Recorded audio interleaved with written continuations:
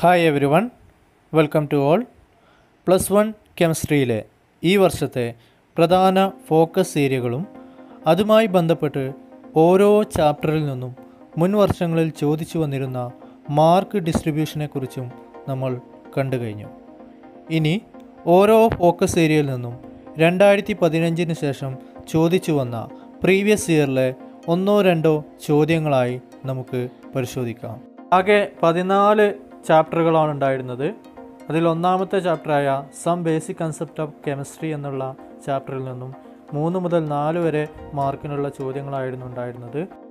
ഇതിലെ ഫോക്കസ് ഏരിയകളായിരുന്നു law of definite proportion, law of multiple proportion, atomic and molecular mass, mole concept and molar mass, limiting reagent എന്നിവ. ഓരോ ഭാഗത്തു നിന്നുമുള്ള questions നമുക്ക് പരിശോധിക്കാം. 2017 സേ എക്സാമിൽ ചോദിച്ച ഒരു ചോദ്യമായിരുന്നു, in the 2 oxides of carbon, the mass ratio of oxygen is 1.33:2.66. Identify the law illustrated by the above ratio and state the law.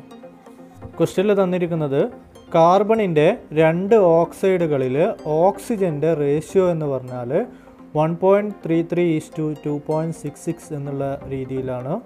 അങ്ങനെയാണെങ്കിൽ identify the law illustrated by the above ratio and the state law. ഏത് ലോയുമായിട്ട് ബന്ധപ്പെട്ടിട്ടുള്ളതാണത്?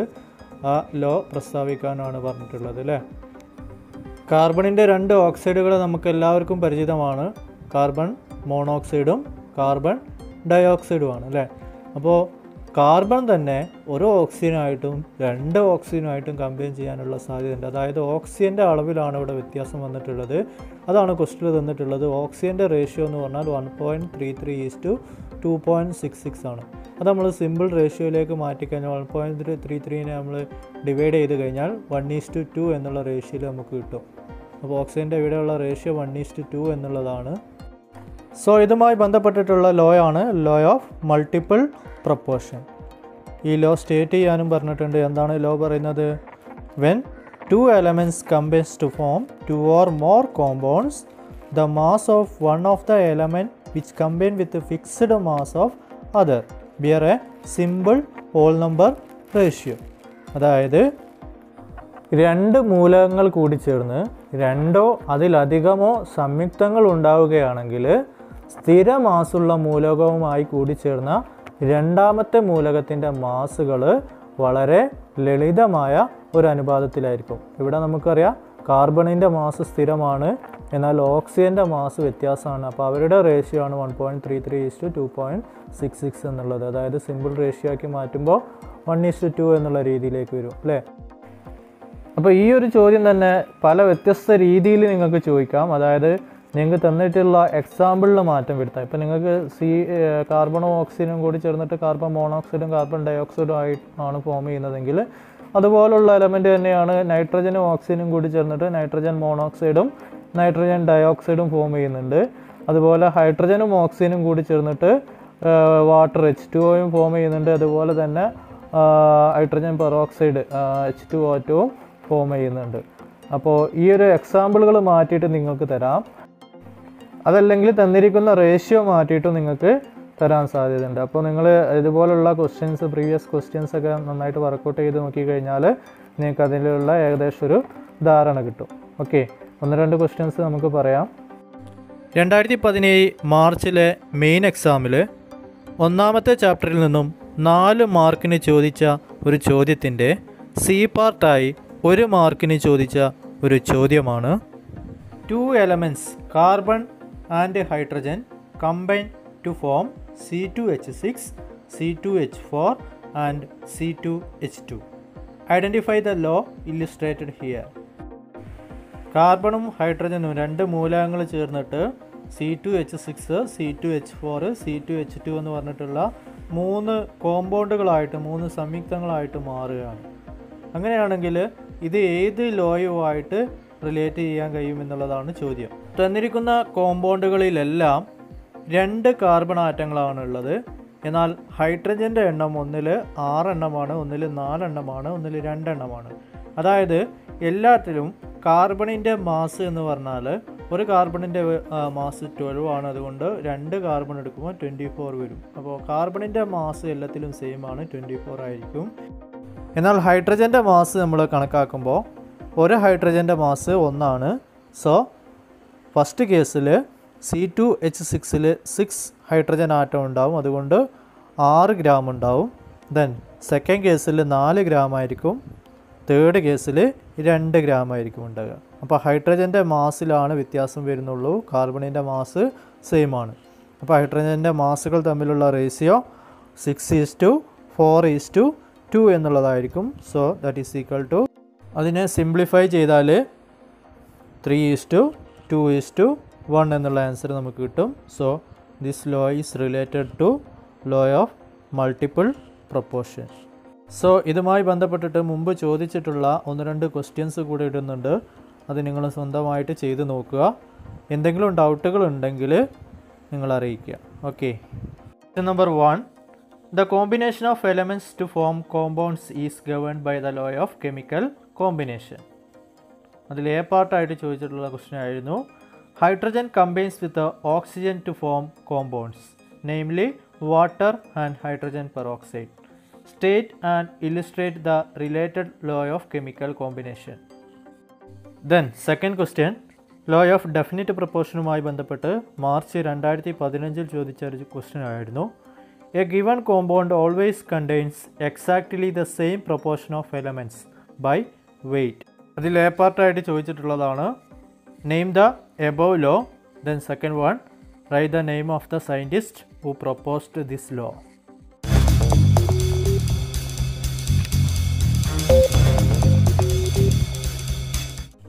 ഒന്നാമത്തെ യൂണിറ്റിൽ focus ഏരിയയിൽ law of chemical combination കഴിഞ്ഞാൽ പിന്നീട് വരുന്നതാണ് atomic and molecular mass, mole concept and molar mass, limiting reagent. ഇത്രയും ഭാഗത്തു നിന്നുമുള്ള കുറച്ച് ചോദ്യങ്ങൾ പരിചയപ്പെടാം.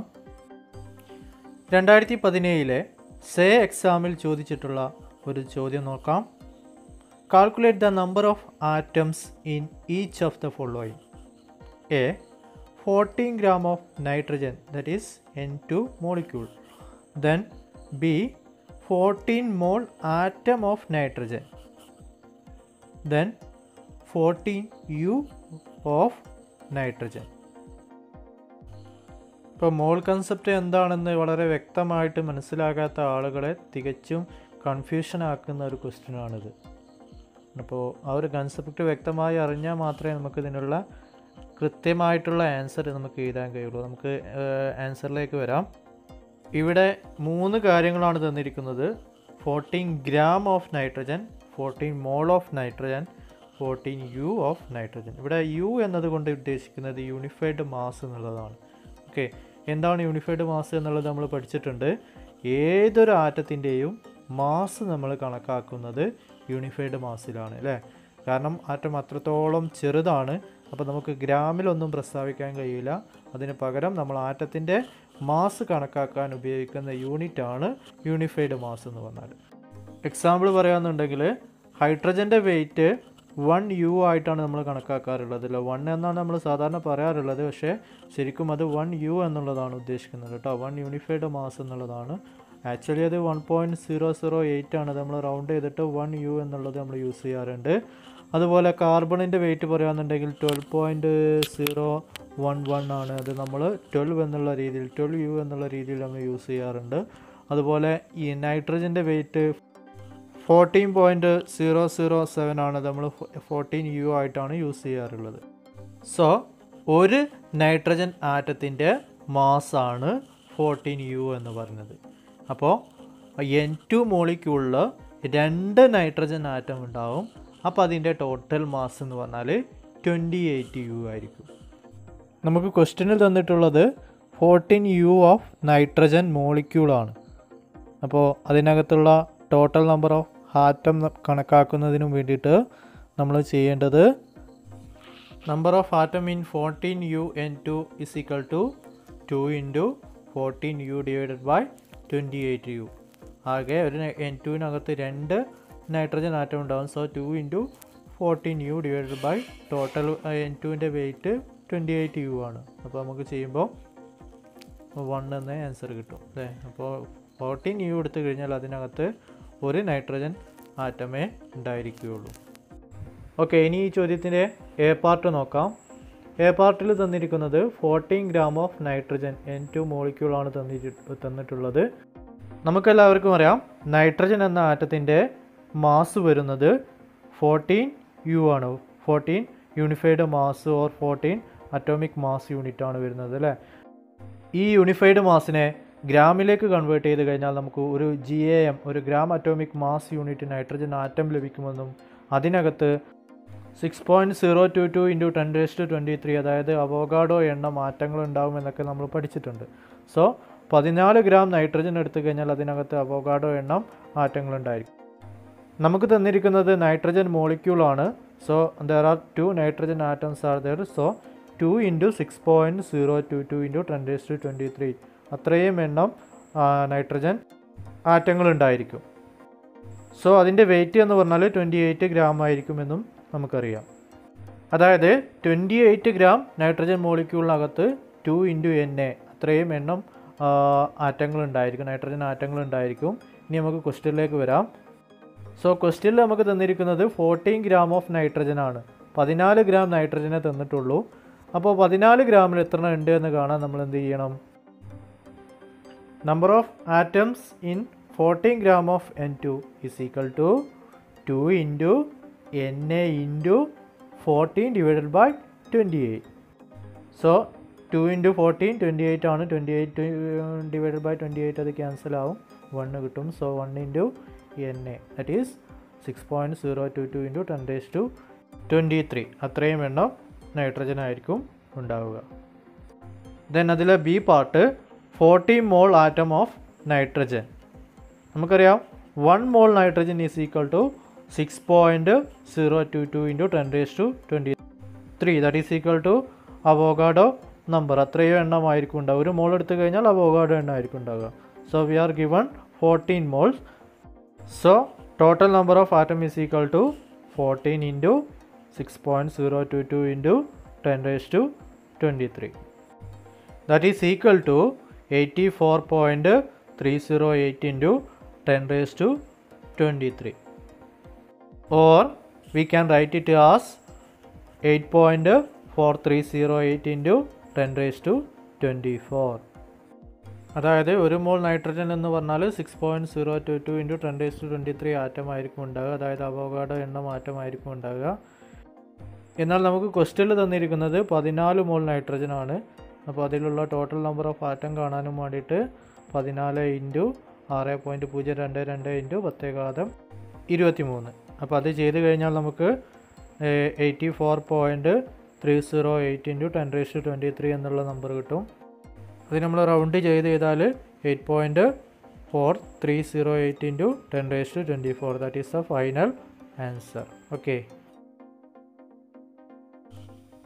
2018 മാർച്ചിലെ പബ്ലിക് എക്സാമിൽ വളരെ സിമ്പിളായി ഡയറക്റ്റായിട്ട് ചോദിച്ച ഒരു ചോദ്യമായിരുന്നു. The number of oxygen atom present in 5 moles of glucose that is C6H12O6 is. ഇവിടെ ഗ്ലൂക്കോസിൻ്റെ മോളിക്കുലർ ഫോർമുല തന്നിട്ടുണ്ട്, C6H12O6 ആണ്. ഇതിൽ ഒരു ഗ്ലൂക്കോസ് മോളിക്യൂളിൽ തന്നെ 6 കാർബണും 12 ഹൈഡ്രജനും 6 ഓക്സിജനും ഉണ്ടായിരിക്കുമെന്ന് നമുക്കറിയാം. അതുപോലെ ഒരു മോൾ ഗ്ലൂക്കോസ് എടുത്തു കഴിഞ്ഞാൽ അതിനകത്ത് അവോഗാഡോ എണ്ണ മാറ്റങ്ങൾ ഉണ്ടായിരിക്കുമെന്ന് നമുക്കറിയാം. സോ 5 മോൾ ഗ്ലൂക്കോസ് മോളിക്യൂൾ എടുക്കുമ്പോൾ അതിനകത്തുള്ള ഓക്സിജൻ്റെ എണ്ണം എന്ന് പറയുന്നത് 5 × 6 × അവോഗാഡോ എണ്ണമായിരിക്കും. So that is equal to 13 × Na that is equal to 13 moles that is equal to 13 × 6.022 × 10⁻23. അപ്പോൾ നമുക്കത് ഷോർട്ട് ഔട്ട് ചെയ്ത് കഴിഞ്ഞാൽ 1.8066 × 10⁻25 എന്നുള്ള ആൻസർ കിട്ടും. ഓക്കെ, ദെൻ 2015 സേ എക്സാമിൽ ഇതുപോലെ തന്നെ വളരെ സിമ്പിളായിട്ട് ഡയറക്റ്റായിട്ട് ചോദിച്ചൊരു ചോദ്യമായിരുന്നു. 12 gram of carbon 12 contains Avogadro number of carbon atom. Then A give the Avogadro number. B. The mass of 2 moles of ammonia gas is dash. ഇതിൽ ഓപ്ഷൻ തന്നിരിക്കുന്നത് 2 gram, 1.2 into 10⁻22 gram, 17 gram, 34 gram. ആ ക്വസ്റ്റ്യനിലൊരു C part കൂടി ഉണ്ടായിരുന്നു. തൽക്കാലം നമ്മൾ focus area based ആയതുകൊണ്ട് അത് പിന്നീട് നമുക്ക് സമയമുണ്ടെങ്കിൽ പറയാം. ഇത് വളരെ സിമ്പിളായിട്ടുള്ള ആൻസറാണ്, നമുക്ക് എല്ലാവർക്കും അറിയാം. ആറ്റത്തിൻ്റെ മാസ് കണക്കാക്കുന്നത് അറ്റോമിക് മാസ് യൂണിറ്റിലാണ്. ഒരു അറ്റോമിക് മാസ് യൂണിറ്റ് എന്ന് പറഞ്ഞാൽ കാർബൺ 12ൻ്റെ 1/12 പാർട്ടാണ് അല്ലേ. കാർബൺ 12ൻ്റെ 12 ഭാഗത്തെയാണ് നമ്മൾ ഒരു അറ്റോമിക് മാസ് യൂണിറ്റ് അല്ലെങ്കിൽ ഒരു യൂണിഫൈഡ് മാസ് എന്നുള്ള രീതിയിൽ നമ്മൾ വിളിക്കാറുള്ളത്. സോ ഒരു മോള് ഏതൊരു സബ്സ്റ്റൻസ് എടുത്തു കഴിഞ്ഞാലും അതിനകത്ത് അവോഗാഡ്രോ എണ്ണം സബ്സ്റ്റൻസുകളാണ് ഉണ്ടായിരിക്കുക എന്നൊക്കെ നമ്മൾ പഠിച്ചിട്ടുണ്ട്. സോ അതിൽ ഫസ്റ്റ് ക്വസ്റ്റ്യൻ ഡയറക്റ്റ് ആണ്. ഗീവ് ദ അവോഗാഡ്രോ നമ്പർ എല്ലാവർക്കും അറിയാവുന്നതാണ്. That is 6.022 into 10⁻23. Then second question, the mass of 2 moles of ammonia gas is. അമോണിയയുടെ 2 മോള് അമോണിയയുടെ മാസ് എത്രയാണ് എന്നുള്ളതാണ് ചോദിച്ചിട്ടുള്ളത്. അപ്പോൾ ഇവിടെ നമുക്കറിയാം, ആദ്യം നമുക്ക് ഇത് കാണുന്നതിന് വേണ്ടിയിട്ട് നമ്മൾ അമോണിയയുടെ മോളിക്കുലാർ ഫോർമുല അറിഞ്ഞിരിക്കണം. എല്ലാവർക്കും അറിയാവുന്നതാണ്, NH3 ആണ്. So it have 1 nitrogen atom and 3 hydrogen atom. അപ്പോൾ അതിൽ ഒരു നൈട്രജൻ്റെ വെയിറ്റ് 14, ഒരു ഹൈഡ്രജൻ്റെ വെയിറ്റ് 1. സോ ടോട്ടൽ 17 വരും അല്ലേ. അപ്പോൾ 17 ആണ് അമോണിയയുടെ മോളിക്കുലാർ മാസ് എന്ന് പറയുന്നത്. So we have given 2 mole of ammonia ഗ്യാസിൽ 2 മോള് അമോണിയ ഗ്യാസാണ് തന്നിരിക്കുന്നത്. അപ്പോൾ ഇതിനെ ഗ്രാമിലേക്ക് മാറ്റി കഴിഞ്ഞാൽ മോളിലേക്കുള്ള വെയിറ്റ് നമുക്ക് കിട്ടും.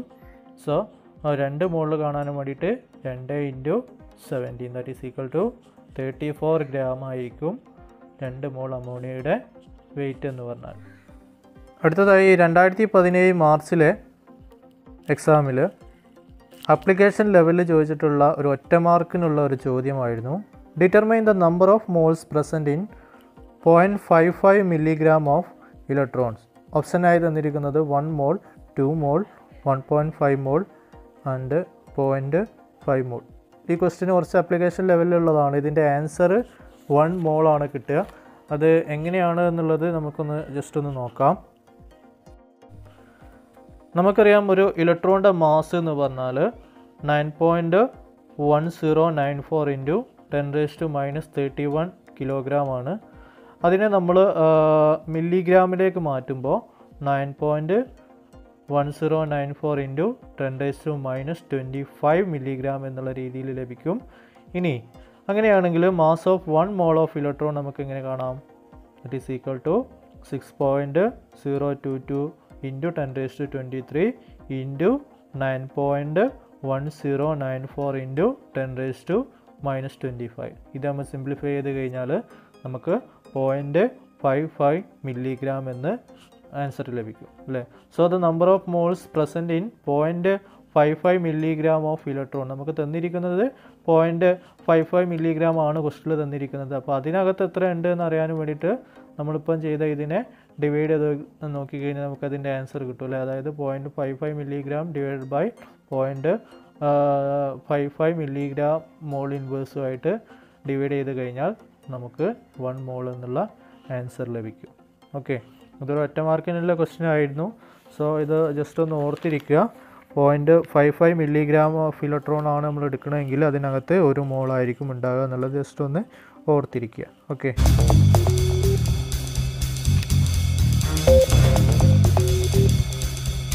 ഇനി അടുത്ത ഫോക്കസ് ഏരിയയായ എംപിറിക്കൽ ഫോർമുലയും മോളിക്കുലാർ ഫോർമുലയും എന്ന ഭാഗത്തു നിന്നുള്ള ചോദ്യം നോക്കാം. 2016 സേ എക്സാമിൽ ചോദിച്ച ഒരു ചോദ്യമായിരുന്നു. Empirical formula represent the simplest whole number ratio of various atoms present in a compound. A. Give the relationship between empirical formula and molecular formula. B. An organic compound has the following percentage composition: C is equal to 12.36%, H is equal to 2.13%, Br is equal to 85%. Its vapor density is 94. Then find its molecular formula. പിന്നെ അതിൽ C പാർട്ടായിട്ട് ചോദിച്ചിട്ടുള്ളതാണ് what is a mole fraction.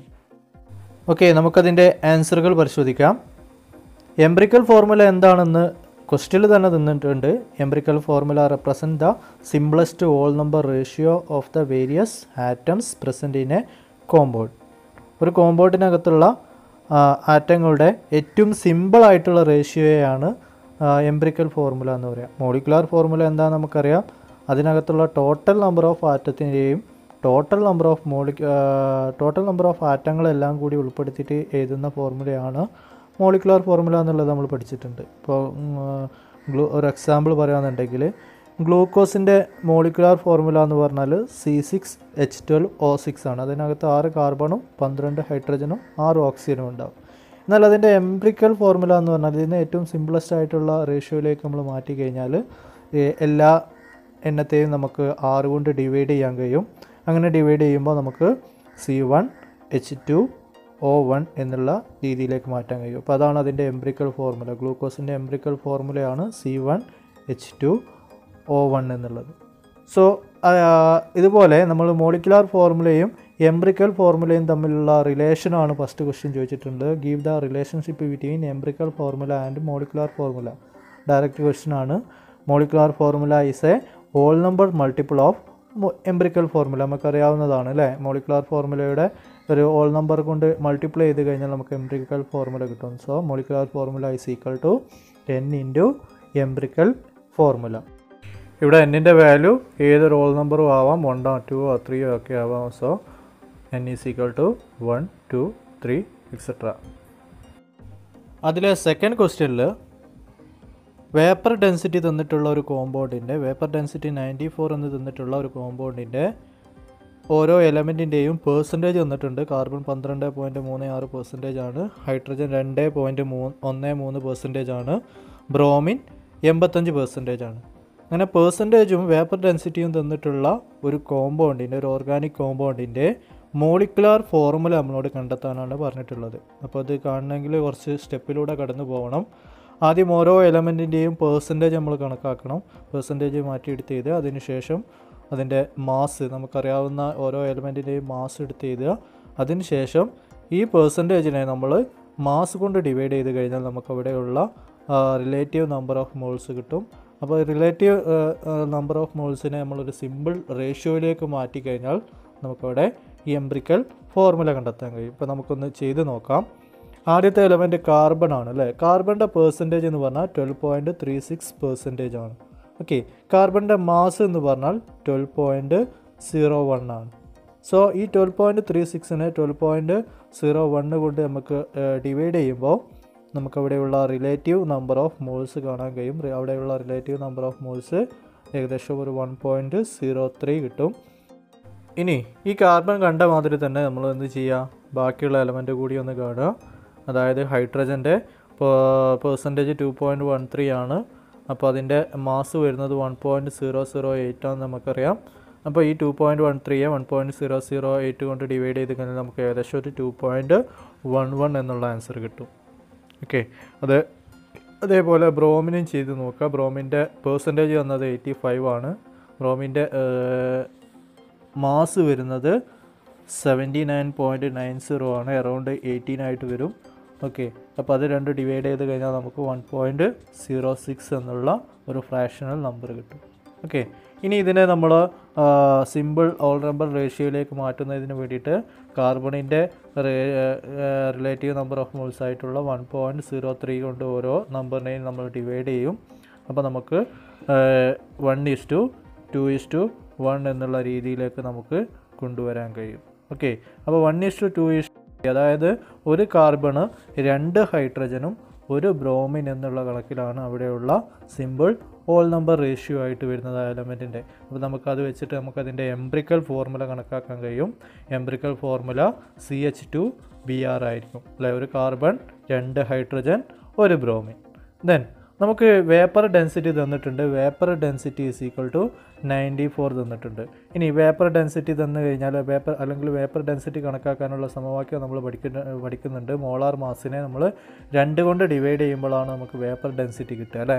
അതായത് molar mass കാണാൻ നമ്മൾ എന്ത് ചെയ്താൽ മതി, 2 × വേപ്പർ ഡെൻസിറ്റി കണ്ടാൽ മതി. So molar mass is equal to 2 into vapour density, that is equal to 2 into 94. നമുക്കിവിടെ തന്നിട്ടുള്ളത് 94 ആണ് വേപ്പർ ഡെൻസിറ്റി. സോ 2 ഇൻറ്റു 94 ചെയ്യുമ്പോൾ 188 കിട്ടും. ഇനി അതിൻ്റെ എംബ്രിക്കൽ ഫോർമുല മാസ് കണക്കാക്കുന്നതിന് വേണ്ടിയിട്ട് നമുക്കറിയാം എംബ്രിക്കൽ ഫോർമുല CH2Br ആണ്. അപ്പോൾ അതിൻ്റെ ഓരോന്നിൻ്റെയും വെയിറ്റ് നമ്മൾ കണക്കാക്കി നോക്കുക.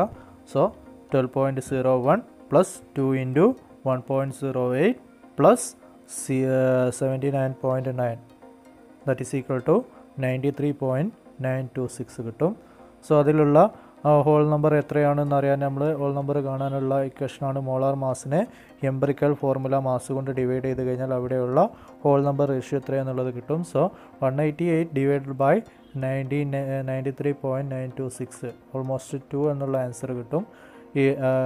അപ്പോൾ നമുക്ക് ഈ എംബ്രിക്കൽ ഫോർമുലയിൽ നിന്നും അതിൻ്റെ മോളിക്കുലാർ ഫോർമുല കാണാൻ ഈ എംബ്രിക്കൽ ഫോർമുലയെ ഈ 2 കൊണ്ട് മൾട്ടിപ്ലൈ ചെയ്താൽ മതി. So molecular formula is equal to 2 into CH2Br that is equal to C2H4Br2. So ക്വസ്റ്റ്യനിൽ തന്നിരിക്കുന്ന വേപ്പർ ഡെൻസിറ്റിയും അതുപോലെ പെർസെൻറ്റേജും വെച്ചിട്ട് നമ്മൾ കണക്കാക്കി കഴിഞ്ഞാൽ അവിടെ വരുന്ന ആ കോമ്പൗണ്ടിൻ്റെ മോളിക്കുലാർ ഫോർമുല അല്ലെങ്കിൽ ആ ഓർഗാനിക് കോമ്പൗണ്ടാണ് C2H4Br2. ദെൻ അതിൽ സി പാർട്ട് ഡയറക്റ്റ് ക്വസ്റ്റ്യൻ ആണ്. ഡെഫിനിഷൻ പഠിച്ചിട്ടുള്ള ആർക്കും ആൻസർ ചെയ്താവുന്നതാണ്. What is a mole fraction? Mole fraction of a component in a solution is the ratio of the number of moles of that components to the total number of moles of all the components in a solution. ഒരു സൊല്യൂഷനകത്തുള്ള ഒരു കമ്പോണൻറ്റിൻ്റെ mole fraction കാണാൻ ആ component number of മോൾസിനെ നമ്മൾ total number of moles കൊണ്ട് divide ചെയ്ത് കഴിഞ്ഞാൽ നമുക്കവിടെയുള്ള mole fraction കാണാൻ കഴിയും അല്ലേ. If A substance A dissolve in A substance B and their number of moles are Na and Nb respectively, then the mole fraction of A and B are given as mole fraction of A is equal to number of moles of A divided by total number of moles of solution, that is equal to Na divided by Na plus Nb. Then mole fraction of B is equal to number of moles of B divided by number of moles of solution, that is equal to Nb divided by Na plus Nb. അപ്പോൾ എയുടെ മോൾ fraction ആണ് നമ്മൾ കാണുന്നതെങ്കിൽ Na divided by Na plus Nb ചെയ്യുക. ബിയുടെ mole fraction ആണ് നമ്മൾ കാണുന്നതെങ്കിൽ Nb divided by Na plus Nb ചെയ്യുക. ടോട്ടൽ നമ്പർ ഓഫ് മോൾസ് വരുന്നത് Na പ്ലസ് Nb ആയിരിക്കും.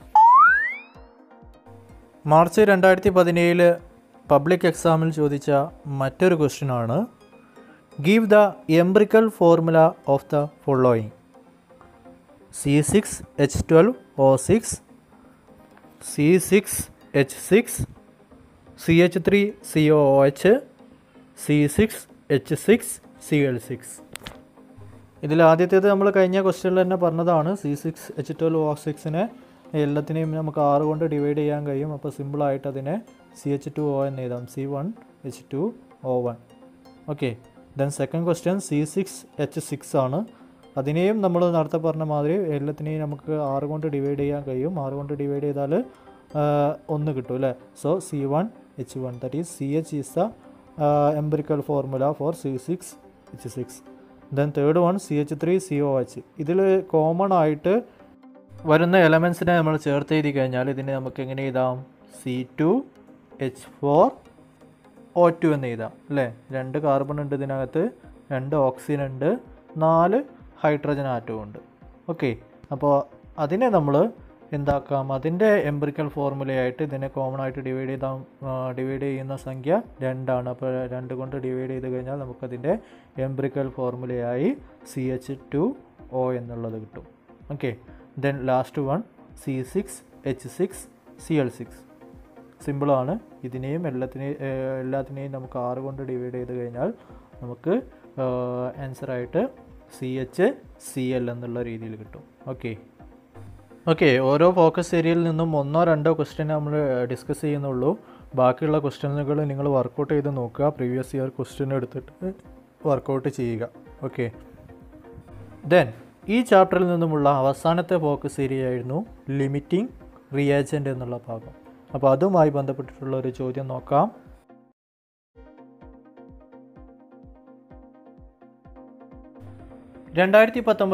മാർച്ചിലെ പബ്ലിക് എക്സാമിൽ ചോദിച്ച ഒരു ചോദ്യമായിരുന്നു a reaction mixture for the production of ammonia gas that is NH3 gas contains 250 gram of nitrogen gas and 15 gram of hydrogen gas under suitable conditions. Identify the limiting reagent if any and calculate the mass of ammonia gas. അമോണിയയുടെ പ്രൊഡക്ഷനുമായി ബന്ധപ്പെട്ടിട്ട് 250 gram nitrogen ഗ്യാസും 50 gram hydrogen ഗ്യാസും തന്നിട്ടുണ്ട്. അങ്ങനെയാണ് എന്നുണ്ടെങ്കിൽ ഇതിൽ ഏതെങ്കിലും limiting reagent ഉണ്ടെങ്കിൽ അവ കണ്ടെത്തുകയും ആ ലിമിറ്റിംഗ് റിയേജൻ്റ് വെച്ചുകൊണ്ട് എത്ര അമോണിയ ഗ്യാസ് വരെ നമുക്ക് പ്രൊഡ്യൂസ് ചെയ്യാൻ പറ്റും എന്നുള്ളതും കാൽക്കുലേറ്റ് ചെയ്ത് കണ്ടുപിടിക്കാനാണ് പറഞ്ഞിട്ടുള്ളത്. ലിമിറ്റിംഗ് റിയേജൻ്റ് എന്താണെന്നുള്ളത് നമ്മൾ പഠിച്ചിട്ടുണ്ട്. ഒരു റിയാക്ഷനിൽ 2 അതിലധികമോ റിയാക്റ്റൻ്റ് ഉണ്ടെങ്കിൽ അതിൽ പൂർണ്ണമായും റിയാക്ട് ചെയ്തിട്ടുള്ള റിയാക്റ്റൻ്റ് ഏതാണോ അതിനെയാണ് നമ്മൾ ലിമിറ്റിംഗ് റിയേജൻ്റ് എന്ന് പറയുക. ബാക്കി ഏതെങ്കിലും വരികയാണെന്നുണ്ടെങ്കിൽ ബാക്കി വരാതെ കംപ്ലീറ്റ് ആയിട്ട് റിയാക്ട് ചെയ്തിരിക്കുന്ന റിയാക്റ്റൻറ്റിനെയാണ് നമ്മൾ ലിമിറ്റിംഗ് റിയേജൻ്റ് എന്ന് പറയാം. അപ്പോൾ ലിമിറ്റിംഗ് റിയേജൻ്റ് തീരുന്നത് വരെയോ റിയാക്ഷൻ നടക്കുള്ളൂ. ബാക്കി അധികം റിയാക്റ്റൻ്റ് ഉണ്ടെങ്കിൽ അത് ബാക്കിയായിട്ട് കിടക്കുകയുള്ളൂ അല്ലേ. അപ്പോൾ നമുക്ക് ഈ എക്സാമ്പിൾ വെച്ചിട്ട് തന്നെ പരിശോധിച്ച് നോക്കാം. ഹേബർ പ്രോസസ്സിലൂടെ അമോണിയ നിർമ്മിക്കുന്ന റിയാക്ഷൻ നമുക്കറിയാം. N2 gas react with hydrogen gas to form ammonia molecule. 2 mole ammonia നിർമ്മിക്കാൻ 1 മോൾ നൈട്രജനും 3 മോൾ ഹൈഡ്രജനുമാണ് നമ്മൾ യൂസ് ചെയ്യുന്നത് അല്ലേ. ഇനി ഇവിടെ N2ൻ്റെ വെയിറ്റ് നമുക്കറിയാം 28 ഗ്രാമാണ്, നൈട്രജൻ്റെ 14 അപ്പോൾ N2 ആകുമ്പോൾ 28 ഗ്രാം വരും. അതുപോലെ 3 ഹൈഡ്രജൻ ആറ്റം എടുക്കുമ്പോൾ ടോട്ടൽ 6 ഗ്രാം വരും. അതുപോലെ ഒരു അമോണിയ അതുമായി ബന്ധപ്പെട്ട് ടോട്ടൽ 17 ആയിരിക്കും. 2 മോൾ അമോണിയ എടുക്കുമ്പോൾ 34 ഗ്രാം വരും. അപ്പോൾ 28 ഗ്രാം നൈട്രജനും 6 ഗ്രാം ഹൈഡ്രജനും യൂസ് ചെയ്ത് കഴിഞ്ഞാൽ നമുക്ക് 34 ഗ്രാം അമോണിയ പ്രൊഡ്യൂസ് ചെയ്യാൻ കഴിയും അല്ലേ. അങ്ങനെയാണെങ്കിൽ നമുക്ക് തന്നിട്ടുള്ളത് ആകെ 250 ഗ്രാം നൈട്രജൻ ആണ് അല്ലേ. 250 ഗ്രാം നൈട്രജൻ എടുക്കുമ്പോൾ നമുക്ക് 6/28 × 215 that is equal to 53.57 gram of hydrogen. അപ്പോൾ 250 ഗ്രാം നൈട്രജൻ ഉണ്ടെങ്കിൽ നമുക്ക് അത് കംപ്ലീറ്റ് ആയിട്ട് റിയാക്ട് ചെയ്യണമെങ്കിൽ 53.57 ഗ്രാം ഹൈഡ്രജൻ ആവശ്യമാണ് അല്ലേ. But we have only 15 gram of hydrogen gas. നമുക്ക് ആകെ തന്നിട്ടുള്ളത് 50 ഗ്രാം മാത്രമേ ഉള്ളൂ അല്ലേ. അപ്പോൾ ലിമിറ്റിംഗ് റിയേജൻ്റ് ആയിട്ട് ഇവിടെ ഉള്ളത് ഹൈഡ്രജനാണ്. ഹൈഡ്രജന് കുറവാണുള്ളത്. അപ്പോൾ ഹൈഡ്രജൻ കംപ്ലീറ്റ് ചെയ്യുന്നത് വരെ റിയാക്ഷൻ നടക്കുകയുള്ളൂ അല്ലേ. ഇനി ക്വസ്റ്റ്യനിൽ ഒരു കാര്യം കൂടി പറഞ്ഞിട്ടുണ്ട്, എത്ര അമോണിയ ഗ്യാസ് പ്രൊഡ്യൂസ് ചെയ്തിട്ടുണ്ട് എന്നതുകൂടി കണ്ടെത്താൻ പറഞ്ഞിട്ടുണ്ട് അല്ലേ. അപ്പോൾ ഈ 15 ഗ്രാം കംപ്ലീറ്റ് ആയിട്ട് റിയാക്ട് ചെയ്യുന്നത് വരെ റിയാക്ഷൻ നടക്കുകയുള്ളൂ. അങ്ങനെയാണെങ്കിൽ നമുക്ക് ഹൈഡ്രജന് എത്രത്തോളം ഹൈഡ്രജൻ റിയാക്ട് ചെയ്തിട്ടുണ്ട് എന്നുള്ളത് നമ്മൾ കണ്ടെത്തി കഴിഞ്ഞു. ഇനി നമുക്ക് എത്ര അമോണിയ പ്രൊഡ്യൂസ് ചെയ്തിട്ടുണ്ട് എന്നുള്ളത് നോക്കാം. 6 ഗ്രാം ഹൈഡ്രജന് 28 ഗ്രാം നൈട്രജൻ ആവശ്യമാണ് അല്ലേ. 6 ഗ്രാം ഹൈഡ്രജന് 28 ഗ്രാം നൈട്രജൻ ആവശ്യമാണ്. അങ്ങനെയാണെങ്കിൽ 50 ഗ്രാം ഹൈഡ്രജന് 28/6 × 50 അത്രയും നൈട്രജൻ ആവശ്യമായിരിക്കും. So that is equal to 233.33 gram of nitrogen. അപ്പോൾ 50 ഗ്രാം ഹൈഡ്രജൻ കംപ്ലീറ്റ് ആയിട്ട് റിയാക്ട് ചെയ്യുമ്പോൾ 233.33 ഗ്രാം നൈട്രജനെ റിയാക്ട് ചെയ്തിട്ടുണ്ടാവുള്ളൂ. So H2 is completely consume. അപ്പോൾ ഹൈഡ്രജൻ കംപ്ലീറ്റ് ആയിട്ട് കൺസ്യൂം ചെയ്തിട്ടുണ്ടാവും. അതുകൊണ്ട് അതായിരിക്കും ലിമിറ്റിംഗ് റിയേജൻ്റ് ആയിട്ട് ഉപയോഗിക്കുന്നത് അല്ലേ. അപ്പോൾ ഈ ലിമിറ്റിംഗ് റിയേജൻ്റ് റിയാക്ട് ചെയ്യുന്ന കംപ്ലീറ്റ് റിയാക്ഷൻ നടന്നു കഴിഞ്ഞാൽ നമുക്ക് കിട്ടുന്ന ടോട്ടൽ അമോണിയയുടെ എമൗണ്ട് കാണാൻ നമ്മൾ എന്ത് ചെയ്താൽ മതി, ഈ ഹൈഡ്രജൻ്റെയും നൈട്രജൻ്റെയും അളവുകൾ തമ്മിൽ കൂട്ടിയാൽ മതി അല്ലേ. So the amount of ammonia formed is equal to 15 + 233.33 that is equal to 283.33. ആകെ 283.33 ഗ്രാം അമോണിയ ആയിരിക്കും 50 ഗ്രാം ഹൈഡ്രജൻ കംപ്ലീറ്റ് ആയിട്ട് റിയാക്ട് ചെയ്ത് കഴിഞ്ഞാൽ നമുക്ക് പ്രൊഡ്യൂസ് ചെയ്യാൻ കഴിയും. ഓക്കെ അപ്പോൾ ഫസ്റ്റ് ചാപ്റ്ററുമായിട്ട് ബന്ധപ്പെട്ടിട്ടുള്ള ഏകദേശം ഫോക്കസ് ഏരിയയിൽ നിന്നൊക്കെ വന്നിട്ടുള്ള ചോദ്യങ്ങൾ നമ്മൾ പരിചയപ്പെട്ട് കഴിഞ്ഞു. ഇതല്ലാതെയും ഒരുപാട് ക്വസ്റ്റ്യൻസ് ചോദിക്കാറുണ്ട്. അപ്പോൾ നിങ്ങൾ എന്ത് ചെയ്യുക, പ്രീവിയസ് ഇയറിലെ ക്വസ്റ്റ്യൻ പേപ്പറുകൾ കളക്ട് ചെയ്തിട്ട് അത് കംപ്ലീറ്റ് ആയിട്ട് വർക്കൗട്ട് ചെയ്ത് നോക്കുക.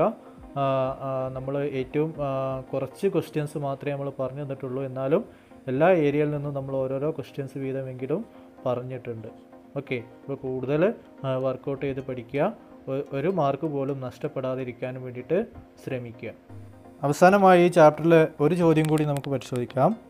2018 ജൂലൈയിൽ നടന്ന ഇംപ്രൂവ്മെൻറ്റ് എക്സാമിൽ ചോദിച്ച ഒരു ചോദ്യമായിരുന്നു. Calculate the amount of CO2 gas produced by the reaction of 32 gram of CH4 and 32 gram of O2. 32 gram മീഥൈനും 32 ഗ്രാം ഓക്സിജനുമായി പ്രവർത്തിച്ചുണ്ടാവുന്ന കാർബൺ ഡൈ ഓക്സൈഡിൻ്റെ അളവ് കണക്കാക്കാനാണ് പറഞ്ഞിട്ടുള്ളത് അല്ലേ. അപ്പോൾ നമുക്ക് അതിൻ്റെ റിയാക്ഷൻ ഒന്ന് എഴുതി നോക്കാം. മീഥൈനും ഓക്സിജനും കൂടി ചേർന്നിട്ട് കാർബൺ ഡൈ ഓക്സൈഡും വാട്ടറുമായിട്ട് മാറുകയാണ് ചെയ്യാറുള്ളത്. അപ്പോൾ ആ ഇക്വേഷൻ ഒന്ന് എഴുതാം. CH4 plus O2 gives CO2 plus 2H2O.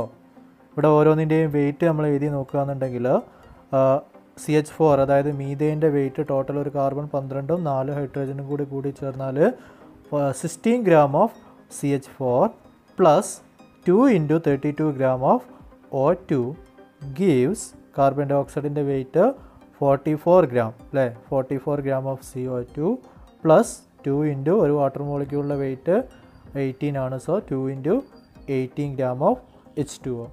So that is equal to 64 gram O2 gives 44 gram CO2. അതായത് 64 gram ഓക്സിജൻ എടുക്കുമ്പോഴാണ് നമുക്ക് 44 gram കാർബൺ ഡൈ ഓക്സൈഡ് കിട്ടുന്നത് അല്ലേ. അപ്പോൾ നമ്മുടെ ക്വസ്റ്റ്യനിലുള്ളത് എത്ര ഓക്സിജൻ നമുക്ക് തന്നിട്ടുള്ളൂ? 32 gram ഓക്സിജനെ തന്നിട്ടുള്ളൂ. 32 gram ഓക്സിജൻ എടുക്കുമ്പോൾ നമുക്ക് 22 gram CO2 കിട്ടും അല്ലേ. So therefore 32 gram O2 is equal to 22 gram CO2. Is it clear? ഇത് സിമ്പിളായിട്ട് നമ്മൾ കിട്ടുന്നൊരു ആൻസറാണ്. അതല്ല കുറച്ചും കൂടി ബുദ്ധിമുട്ടുള്ള ആൻസർ ആയിരുന്നെങ്കിൽ നമുക്ക് മറ്റൊരു രീതിയിലൂടെ ചെയ്യാമായിരുന്നു. അതായത് ഇവിടെ ഉള്ളത് 64 gram ഓക്സിജൻ ആണുള്ളത് അല്ലേ. 2 × 32 എന്ന് പറഞ്ഞാൽ 64 gram ആണ്. അപ്പോൾ 64 gram ഓക്സിജൻ എടുക്കുമ്പോഴാണ് നമുക്ക് 44 gram കാർബൺ ഡൈ ഓക്സൈഡ് കിട്ടുന്നത്. So 64 gram O2 gives 44 gram CO2. അങ്ങനെയാണെങ്കിൽ 1 gram O2ൽ എത്ര CO2 കിട്ടുന്നുണ്ട് എന്നറിയാൻ നമ്മൾ എന്ത് ചെയ്താൽ മതി? ഈ 44നെ 64 കൊണ്ട് ഡിവൈഡ് ചെയ്താൽ മതി അല്ലേ. So 1 gram of O2 is equal to 44 divided by 64 gram CO2. ഇനി നമുക്ക് തന്നിട്ടുള്ളത് 32 gram O2 ആണ്. അപ്പോൾ 32 ഗ്രാമിലുള്ളത് കാണാൻ 1 ഗ്രാമിലുള്ളതിനെ 32 കൊണ്ട് മൾട്ടിപ്ലൈ ചെയ്താൽ മതി അല്ലേ. അപ്പോൾ നമുക്ക് എന്ത് കിട്ടും? 32 gram of O2 is equal to 44 divided by 64 into 32. ഇത് സിംപ്ലിഫൈ ചെയ്ത് കഴിഞ്ഞാൽ നമുക്ക് ആൻസർ 22 gram കിട്ടും.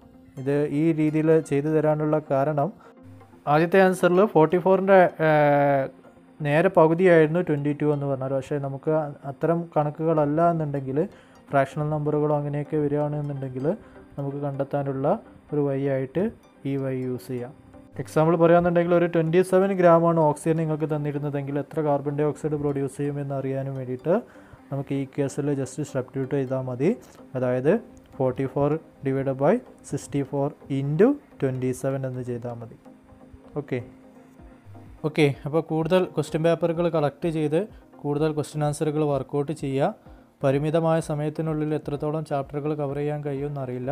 എന്നിരുന്നാലും മാക്സിമം നിങ്ങൾക്കായി എത്തിക്കാനായിട്ട് ശ്രമിക്കുന്നുണ്ട്. അപ്പോൾ എല്ലാവരും നല്ല രീതിയിൽ പഠിക്കുക. എല്ലാവർക്കും നല്ലൊരു വിജയം ഉണ്ടാവട്ടെ എന്ന് ആശംസിക്കുന്നു. All the best. Thank you.